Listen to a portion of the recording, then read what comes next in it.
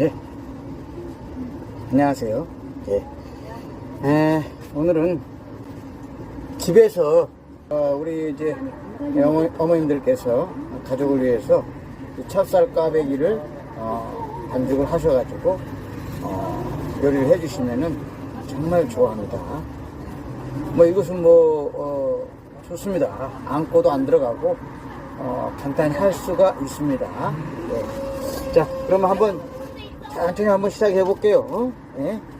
자, 그럼 처음에 밀가루가 곰피오 밀가루인데요. 저는요 중력을 사용했습니다. 중력 밀가루로 하셔야 이 꽈배기가 부드럽습니다. 부드럽게 드셔야 되니까 중력으로 하시기 바랍니다. 중력, 아무거나 중력을 사셔서 500g을 준비하세요. 가정에서 해 드실 분들은 이렇게 한번 두세 개 꺼야 되니까 한 500g은 필요합니다. 네. 자, 그러면은 물이 175g이 들어갑니다. 1kg 반죽에는 350g 들어간다고 했으니까요. 그 절반이니까 175g 들어갑니다. 물 175g을 저는 반죽을 많이 해봤기 때문에 물을 저울로 안 잽니다. 처음 반죽을 하시는 분들은요 물을 재세요.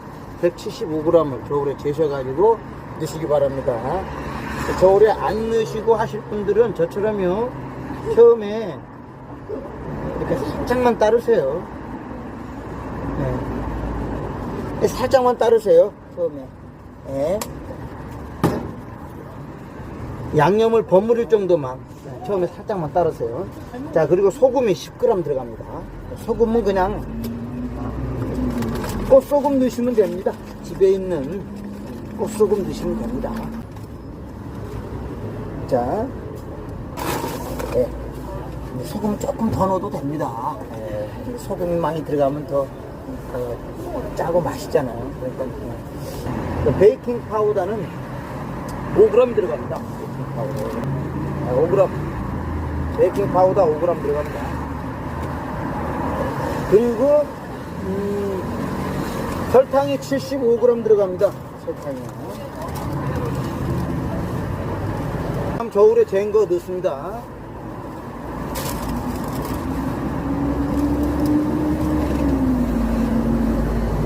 그 다음에 이스트가 15g 들어갑니다. 이스트요. 자, 이스트가 15g 제가 냉동시켜 놨어요. 생이스트입니다. 이것은 저는 이제 장사하는 사람이기 때문에 생이스트를 넣습니다. 집에서 해 드시는 분들은 생이스트를 사기가 힘들잖아요. 없어요.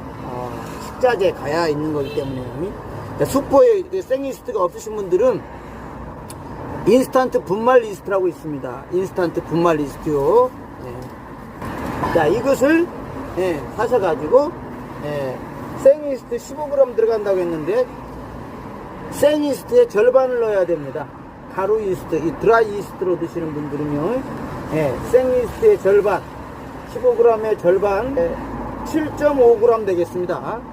7.5g을 이게 8g씩 나와요. 이 가루 이스트, 드라이 이스트가요 8g 나오는데 조금 더 넣어도 되니까요. 그냥 8g을 하나 사셔가지고 넣으시면 됩니다. 이렇게.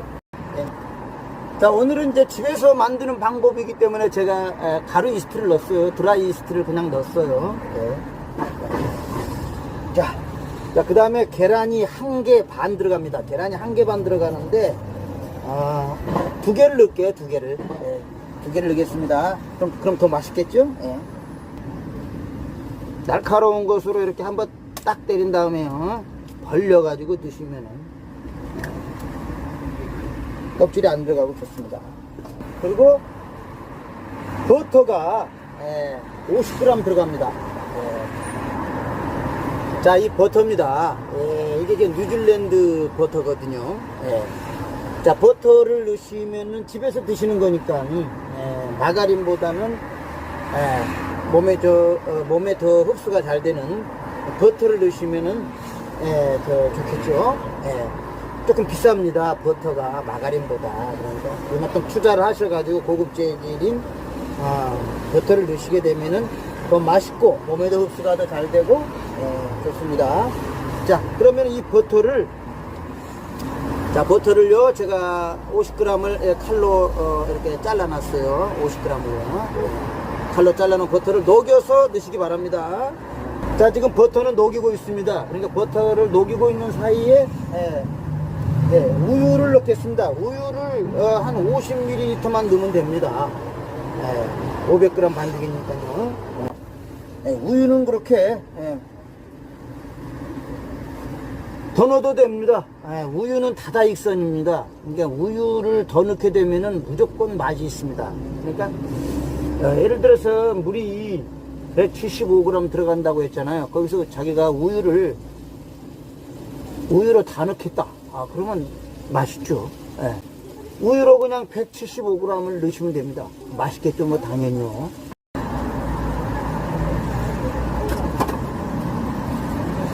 우유를 50g만 넣어도 맛이 있기 때문에요.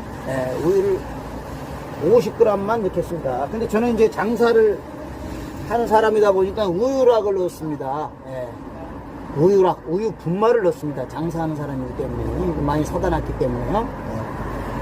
그러나 집에서 드시는 분들은 우유락 사기 힘들어요. 슈퍼에 우유 분말이 없으니까는 집에서 드시는 분들은 그냥 우유를 사서 드세요. 우유가 더 맛있어요. 우유가 더 맛있는 것입니다. 우유로 넣으면 더 맛있습니다. 50g을 넣겠습니다. 우유. 이제 보통 우리 장사하는 사람들은 이런 컵을 가지고 있어요. 그래가지고 이게 매컵이 50g이다. 매컵을 따르면 50g이다. 이렇게 딱 나와요. 이렇게. 그죠? 자, 우유. 자, 우유를 조금 더 초과해도 되는 것입니다. 많이 넣으면 안 됩니다. 다다익선으로 막 많이 넣으면 안 됩니다. 왜냐면 지방이 빠졌기 때문에요. 우유랑은 탈지분유잖아요. 탈지분유니까 지방이 빠진 거예요. 그러다 보니까 이게 많이 넣으면은 팍팍해집니다. 우유락은. 그러나 우유는 탈지분유가 아니에요. 전지분유죠. 전지분유. 그렇기 때문에 지방이 있기 때문에 우유는 많이 넣으면 많이 넣을수록 부드럽고 맛있습니다. 빵이 그렇잖아요. 빵에 우유가 많이 들어간 것은 맛있잖아요. 카스테라 같은 거요. 그리고 자, 여기 이제 식용유를 6g을 넣겠습니다. 근데 조금 더 들어가서 10g 돼도 됩니다. 한 5g 차이는 괜찮습니다. 조금 약간 식용유를 넣어주는 것은 구울 때 튀기면서 튀겨져서도 맛있지만 이렇게 꽈배기를 이렇게 꽂잖아요. 그럴 때 좀 덜 달라붙어하고 식용유를 조금 넣는 것입니다. 그리고 찹쌀가루를 이제 여러분들이 이제 이거 찹쌀가루는 선택하시면 됩니다. 찹쌀 꽈배기 반죽이잖아요. 그러니까 밀가루하고 찹쌀 비율을 5대5로까지만 하면은 가장 쫄깃한데요. 그러나 더 내려가면 안 됩니다. 그러니까 뭐 찹쌀가루를 6으로 하고 밀가루를 4로 하고 그러면 안 됩니다. 왜 그러냐면은 밀가루가 숙성이 덜 됩니다. 숙성이 되는 것이 밀가루잖아요. 찹쌀가루는 숙성이 안 되는 거고 숙성을 방해하는 거니까 너무 밀가루를 적게 넣으면 안 됩니다. 그리고 찹쌀가루로만 하게 되면은 나중에 꽈지지가 않습니다. 달라붙어 가지고 꽈지지가 않아요, 손에서. 그러니까 이걸 꽈야 되잖아요. 찹쌀 꽈배기니까요. 그러니까 5대5로 하시게 되면은 가장 재료비를 많이 투자하는 것입니다. 5대5로 하시게 되면은 5대5로 하시기 바랍니다. 열심히 꼬면 되니까요. 찹쌀 5, 밀가루 5, 50대 50이요. 자, 그러면 찹쌀가루를 여기서 찹쌀가루를 넣기 전에 자, 이제 아까 데펴 놓은 거 있어요. 버터. 버터 50g 넣겠습니다. 줘서주세요. 버터 50g 녹인 거 넣겠습니다. 자, 이렇게 밀가루하고 찹쌀가루 50대 50으로 넣기 전에 한번 져서 주는 겁니다. 자, 이게 밀가루 1kg짜리예요. 중력 밀가루. 이걸 딱 절반을 잡고 부으시면 됩니다. 예. 그러면은 500g이죠. 예. 딱 절반을 잡고 부으세요.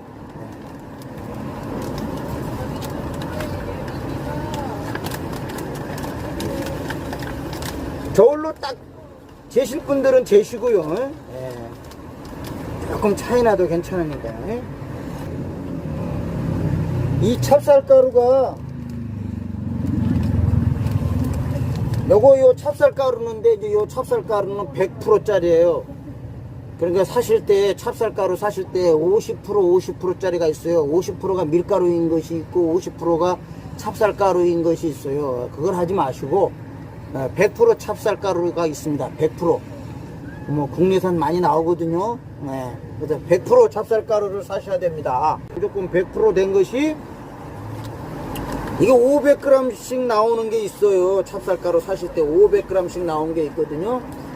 500g 나온 거 있으면 거기서 딱 절반이에요. 지금 이게 딱 절반입니다. 이게 절반이에요. 500g의 절반이에요. 250g. 제가 맞춰놨어요. 네. 딱 절반을 잡고 넣으시면 됩니다. 그럼 250g이겠죠? 250g 제가 딱 맞춰놨어요. 절반. 네, 저는 다 부으면 됩니다. 자, 이제 양념은 다 들어갔어요. 이제 버무려 주시면 됩니다. 네.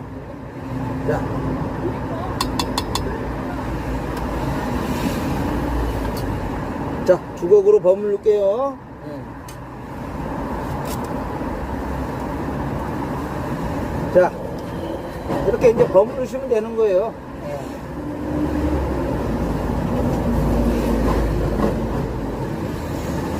아, 이거 맛있겠습니다. 자, 아까 제가 물 175g 들어갔다고 그랬죠? 네. 저울로 재시는 분들은 이제 여기다가 이제 175g이 이제 다 여기다 넣었을 테니까요. 이렇게 저으면 되는 거예요. 저울로 물을 안 재시고 싶으신 분들은 지금 저처럼 따라서 하시면 됩니다. 처음에 물을 조금 넣었잖아요. 네. 조금씩 이제 생수를 집어넣으면서 맞추면 되는 것입니다. 반죽의 농도를요. 이렇게요.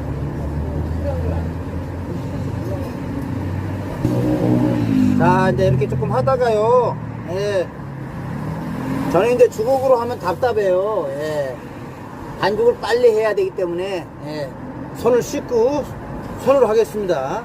이렇게요. 저기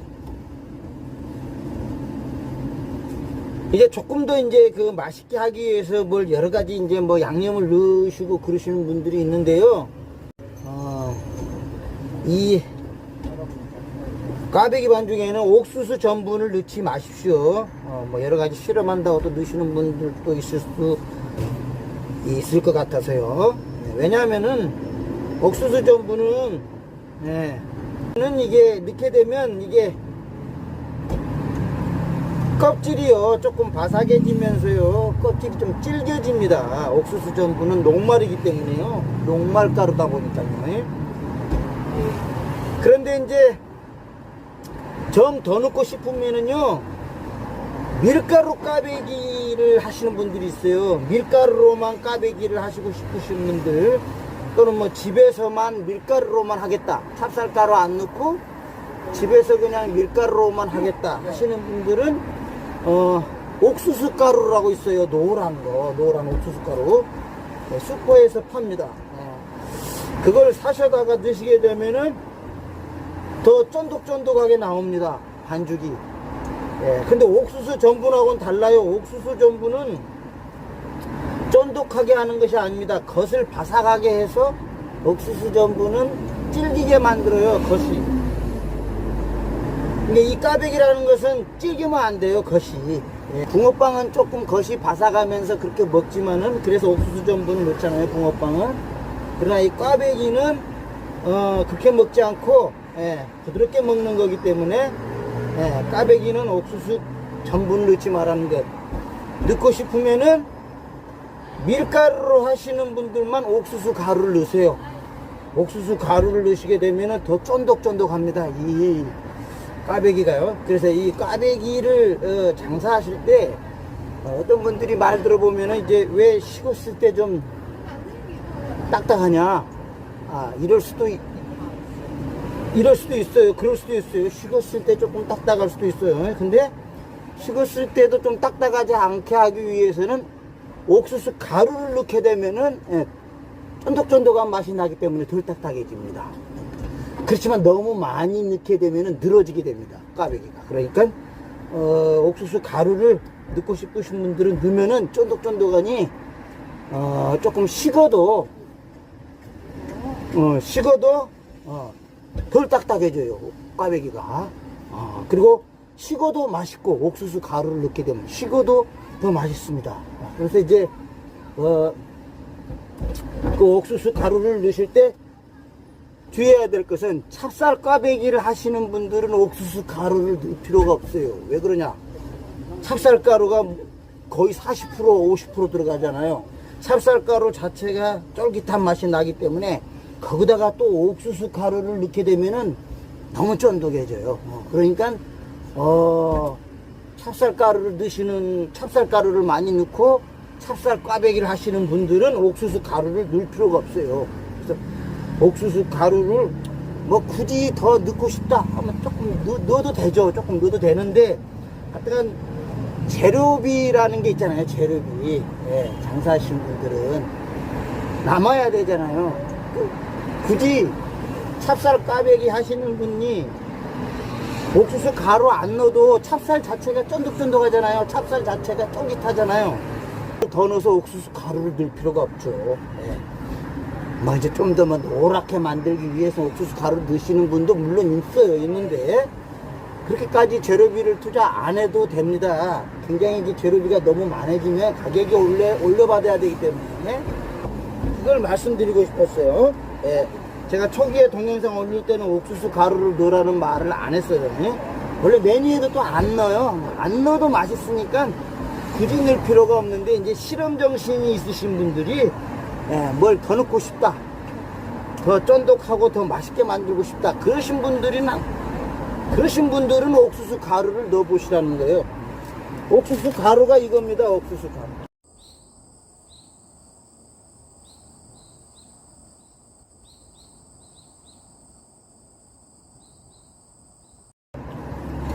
옥수수 가루가 찹쌀 가루보다 더 싸요.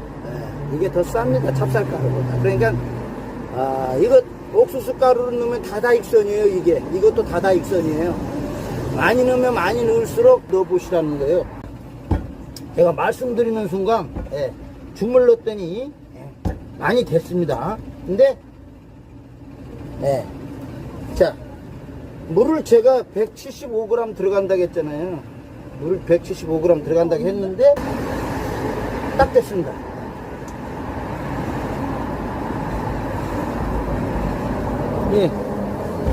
그리고 이제 이걸 빼내려면 어차피 여기다가 밀가루를 좀 뿌려야 돼요. 이제 찹쌀 꽈배기를 하기 때문에 옥수수 가루 안 넣었어요. 다 됐으면 이것을요 2시간 동안 숙성시켜야 돼요. 큰 비닐로 해서요. 공기 안 들어가게 이렇게 땜미세요. 그래서 2시간 놔두면 됩니다. 여기다 랩으로 씌우셔도 돼요. 집에 계시는 분들이요. 랩으로 씌우셔도 됩니다. 이게 어떻게 하냐면은 제 동영상에 보면은요 2시간 정도 놔두면 이게 이제 불어요. 팅팅 불어요. 줄이. 그러면 숙성이 된 것입니다.